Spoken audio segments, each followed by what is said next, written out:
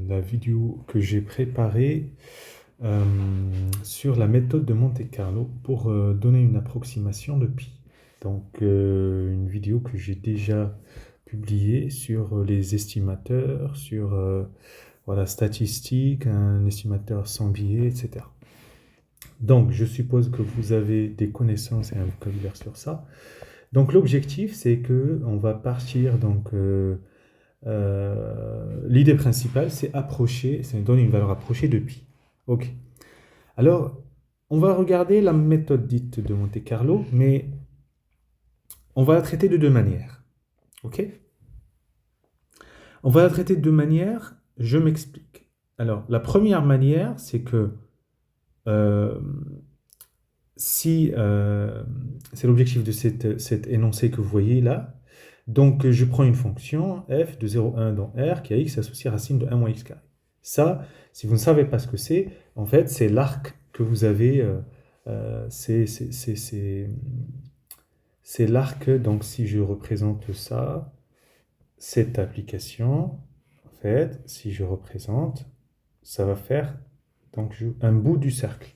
Alors là, il m'a fait, ok, c'est un bout de cercle. Voilà, c'est pas le cercle complet, donc c'est 1, 1, 0. Voilà, c'est juste cet arc-là. OK? Parce que on a pris x dans 0, 1. Voilà. Donc, à partir de là, l'idée dans Monte-Carlo, c'est on va essayer de tirer un certain. On va compléter le carré qui est là, qui complète le là, ce qu'on va appeler un pavé, c'est ce qui est là en bas, et on va tirer des points sur le carré, et il y a certains points qui vont tomber sous la courbe, ici, et d'autres qui vont être au-dessus. Et nous, on va s'intéresser aux points qui tombent sous la courbe. Voilà. Et on va faire notre travail à partir de là. Donc, la fonction que vous avez petit f, donc son intégrale sur 0,1, c'est l'aire sous la courbe, donc c'est l'aire du quart de cercle, donc de rayon 1, donc c'est l'aire totale, c'est pi r carré, donc c'est pi fois 1 au carré, c'est pi, divisé par 4, c'est pi sur 4 que vous voyez ici à droite. On note i, c'est intégrale de 0,1, donc de f de x dx. Donc, on va essayer maintenant de fabriquer une variable aléatoire qui va avoir comme pi sur 4 en tant que paramètre. Ça veut dire paramètre de la loi suivie par x. Peut-être l'espérance, la variance. En général, ça va être l'espérance ici. Donc, on considère donc que l'on tire n points au hasard. Donc, il y aura du random quand on va passer un algorithme Python, random, de manière uniforme sur le pavé 0,1 croix 0,1. Voilà. Et nous, on va s'intéresser, on note SN,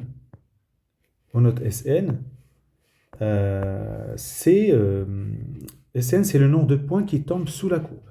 Voilà, c'est ce que j'ai mis ici à droite. OK? On va introduire une variable aléatoire qui définit la situation. Donc, soit y, la variable aléatoire qui suit la loi uniforme sur 0,1 croix 0,1. Donc, y suit la loi uniforme sur 0,1 croix 0,1. Et on note S, le quart de cercle ci-dessus que vous avez vu. Et on va avoir la relation que la probabilité que y dans S, ça veut dire que le point tombe sous la courbe, c'est l'aire de S divisé par l'aire de P. D'accord?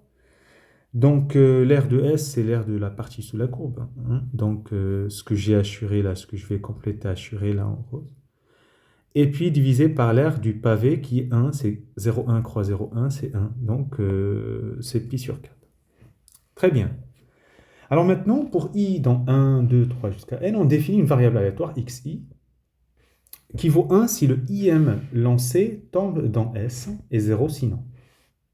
Donc, vous avez compris, c'est une variable de Bernoulli. Donc, p de x i égale 1, c'est p de y dans S, et pi sur 4. Voilà, c'est ce qu'on a dit. Voilà. Et donc, l'objectif, c'est construire un échantillon. Donc, x1 jusqu'à xn, donc, est un échantillon de taille n de la loi de Bernoulli de paramètre pi sur 4. félicitations, on a maintenant vraiment notre échantillon de la loi de Bernoulli. Alors, le nombre total de points qui tombent sous la courbe f, donc il va falloir à chaque fois additionner dès que c'est égal à 1 xi, donc c'est la somme des xi. Et donc on note une nouvelle variable, c'est Sn. Et comme xi sont indépendants, les xi des variables aléatoires, et de même loi, puisque ça constitue un échantillon, et dans la vidéo précédente, j'expliquais qu'est-ce que c'est un échantillon. C'est une suite de variables aléatoires, donc n variables aléatoires, qui sont indépendantes et de même loi que la variable aléatoire principale. Donc, la somme de n variables aléatoires indépendantes de loi de Bernoulli, ça suit une loi binomiale de paramètres n et p. Alors maintenant, on va regarder maintenant un premier estimateur sans biais de i égale pi sur 4, et on va donner le risque. Donc l'erreur quadratique, ce que vous voulez. Alors, en premier lieu, on va calculer l'espérance de Sn. C'est n fois p, c'est n fois pi sur 4. Donc, nous, on veut estimer pi sur 4, donc c'est pas bon. Et surtout, on veut un estimateur sans biais, donc son espérance doit être égale à pi sur 4. Je vous rappelle l'autre vidéo. Et donc, on va prendre l'estimateur t, donné à l'ordre n par tn égale Sn sur n. Et celui-là, ça correspond à la fréquence de points qui tombent sous la courbe. Si vous calculez son espérance, l'espérance de Tn, c'est pi sur 4. Est-ce que vous divisez par n, et l'espérance c'est linéaire, donc n divisé par n fois l'espérance de Tn, voilà. Et donc T c'est bien un estimateur sans biais de I. De I égale pi sur 4. Alors, vous savez que, d'après la vidéo précédente, que t étant sans biais, son risque est donné par la variance. Donc, pour tout n supérieur ou égal à 1, donc le risque, on le note tni, puisqu'on veut donner une valeur approchée de i. C'est la variance de tn, c'est la variance de Sn sur n, donc c'est i fois i1 moins i sur n. Donc tout ça, c'est juste pour simplifier, ne pas écrire pi sur 4 fois 1 moins pi sur 4 sur n. Mais si vous voulez, vous pouvez écrire comme ça. Ok, voilà, ça c'est un premier estimateur. Donc il n'y a rien de particulier. On a pris la fréquence de points qui tombent sous la courbe. Voilà. Et on a trouvé. Alors maintenant, le deuxième estimateur. Donc vous avez remarqué, dans le premier estimateur, on n'a pas utilisé la fonction f. Donc c'est le moment. On va utiliser la fonction f. Donc je prends u, une variable aléatoire, de loi uniforme sur 0, 1. Et je prends z égale f de u. Voilà. Alors, on calcule l'espérance et la variance de z. Donc, on va utiliser le théorème de transfert. Donc, l'espérance de z, c'est l'espérance de f de u. Et donc, c'est l'intégrale de 0 à 1 de f de u, la fonction densité de u en u du. La fonction densité de u, ça vaut 1 sur 0, 1. Donc, ça disparaît ici. Il reste f de u. Et là, c'est l'intégrale de 0 à 1 de racine de 1 moins u au carré du. Et c'est bien i. Donc, z est bien... on a trouvé son espérance, ça vaut i. Alors, est-ce que c'est vraiment ça l'estimateur qu'on veut? Pas encore, il faut attendre un peu. Je veux calculer la variance, donc j'ai besoin de l'espérance de z carré moins l'espérance de z le tout carré. Donc je calcule l'espérance de z carré. C'est l'intégrale, donc théorème de transfert, de f de u le tout carré fois la densité de u en u. Après, ça disparaît, puisque sur 0, 1, ça vaut 1. Et f de u le tout carré, c'est 1 moins u carré. Et quand vous intégrez ça, c'est 2 tiers. Donc la variance, c'est l'espérance de z carré, c'est 2 tiers, moins l'espérance de z le tout carré, c'est bien ça. Alors regardez maintenant ce qu'on va faire. On va prendre l'estimateur L égale Z bar, ou Z bar, j'ai oublié, c'est la suite des Zn bar, c'est la moyenne empirique d'un échantillon V1, V2 jusqu'à Vn de V. Et donc Zn bar, c'est 1 sur n, la somme pour k égale 0 jusqu'à n de Vk. Alors, on le sait très bien, l'espérance de Zn bar, c'est l'espérance de Z, c'est égal à I. Donc, L est un estimateur sans biais de I, et donc son risque, c'est donné par la variance. Le risque, et donc c'est la variance de Ln, c'est la variance de Zn bar, c'est la variance de Zn sur n, et donc c'est 1 sur n carré fois la variance de Zn, et donc on trouve 2 sur 3n moins i carré sur n. Ok. Alors, donc maintenant, on va comparer les deux estimateurs.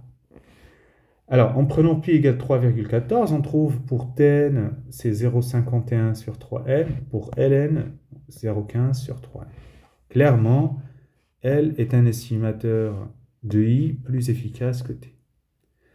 Alors maintenant, on veut comparer, donc là, on a comparé en tant qu'erreur, mais on veut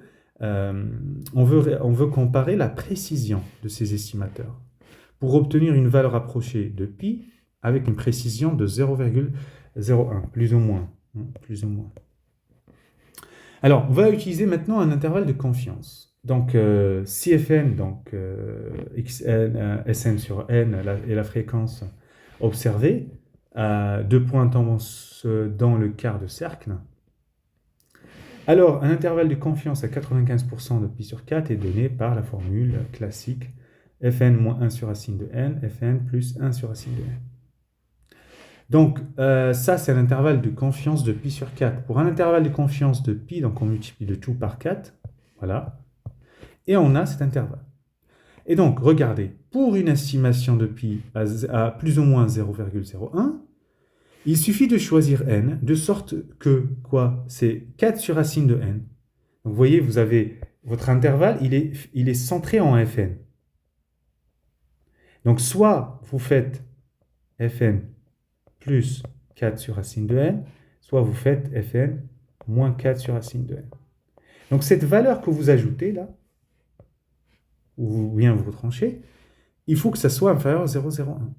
C'est-à-dire que n est supérieur à 4 fois 100 le tout au carré, donc vous trouvez 160 000 points. Voilà. Alors, donc là, je l'ai fait pour la première méthode, donc pour Tn, et c'est la même chose pour Ln. Alors, pour finir, il faut vraiment que je partage avec vous les programmes Python. Donc, là, c'est la première méthode. Donc, le résultat qui est donné là, ce n'est pas le bon, parce que c'est le deuxième. Donc, qu'est-ce que je fais? Donc, ça, c'est la méthode 1. Donc, je fixe n à 160 000 points. Je crée un compteur, j'initialise à 0. Je fais une boucle qui va aller de 0 à n-1, et x, c'est random, c'est ce que je vous dis, c'est sur 0,1, y, c'est sur 0,1.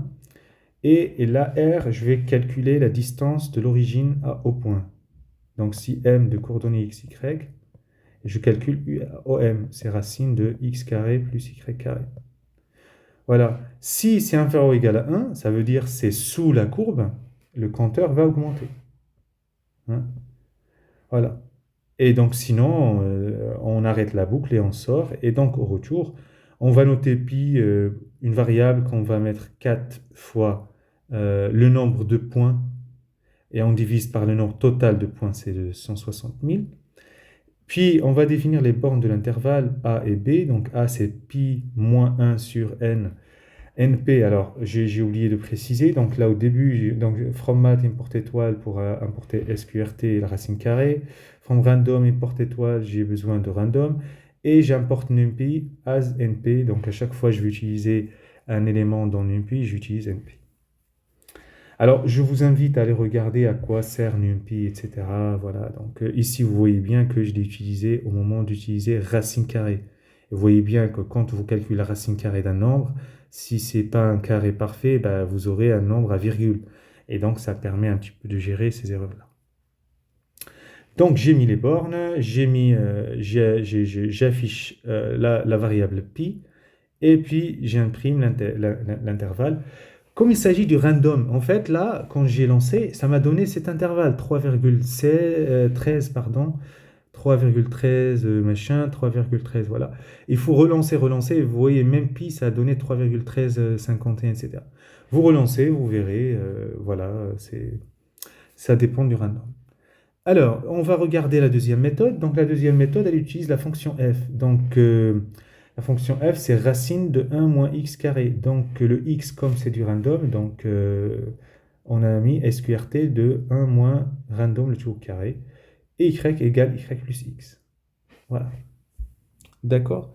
Donc, ce qu'on va faire après, c'est que donc, la variable pi, donc, on va mettre 4 fois le nombre de y divisé par n, et puis on va définir les bornes de l'intervalle CD, et comme tout à l'heure, pi moins 1 sur np, voilà, et on va afficher l'intervalle, et cette fois aussi, ça donne cette... Voilà. On voit bien qu'il y a, il y a plus de chiffres après la virgule, hein, vous voyez. Euh, alors, est-ce que c'est plus... alors... Oui, oui, bien sûr, pardon. J'étais en train de regarder la deuxième ligne que j'ai barrée. Voilà, la deuxième que j'ai barrée, je compare, c'est la première ligne. Donc, il y a plus de chiffres après la virgule, c'est plus de précision et plus de... Voilà. Donc, c'est fini pour cette méthode de Monte-Carlo pour donner une valeur approchée depuis. Allez, bon courage.